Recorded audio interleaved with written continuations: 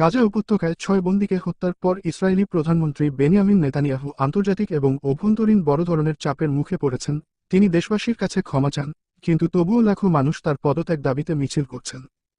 এদিকে মার্কিন president Joe Biden বলেছেন, নেতানিয়াহু জিম্মিদের মুক্তির জন্য যথেষ্ট কাজ করছেন না।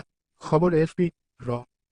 ব্রিটেন সোমবার বলেছে, মানুষের জন্য একেবারে ঝুঁকিপূর্ণ এমন কিছু অস্ত্র তারা ইসরায়েলের রপ্তানি স্থগিত করবে, কারণ এসব অস্ত্র আন্তর্জাতিক মানবিক আইনের গুরুতর লঙ্ঘনে ব্যবহার হতে পারে। ইসরায়েলের প্রতিরক্ষা মন্ত্রী ইয়োব গ্যালান্ট বলেছেন, তিনি লন্ডনের এমন সিদ্ধান্তে গভীরভাবে হতাশ হয়েছেন। এদিকে প্রধানমন্ত্রী বলেন, তিনি নিহত সর্বশেষ জিম্মিদের বাঁচাতে ব্যর্থতার জন্য ক্ষমা চেয়েছেন। এক সংবাদ সম্মেলনে তিনি বলেন, এজন্য হামাসকে চড়া মূল্য দিতে হবে। এ সময় তিনি গাজা যুদ্ধবিরতি আলোচনায় কোনো ছাড় দেওয়ার কথা প্রত্যাখ্যান করেন।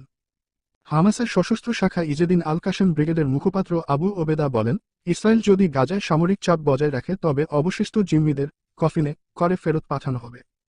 এক বিবৃতিতে বলা হয়েছে, ইসরায়েলি সৈন্যরা কাছে আসলে কি করতে হবে সে ব্যাপারে বান্দীদের পাহারা দেওয়ার দায়িত্বে নিয়োজিতদের নতুন নির্দেশনা দেওয়া হয়েছে। ওয়াশিংটনে বাইডেন একটি যুদ্ধবিরতি চুক্তি নিশ্চিত করার জন্য কাতার এবং মিশরের পাশাপাশি মার্কিন মধ্যস্থতাকারীদের সাথেও দেখা করেছেন। এ চুক্তির আওতায় গাজায় বন্দী অবশিষ্ট জিম্মিদের মুক্তির বিনিময়ে ইসরায়েলের কারাগারে থাকা ফিলিস্তিনি বান্দীদের ছেড়ে দেওয়া হবে।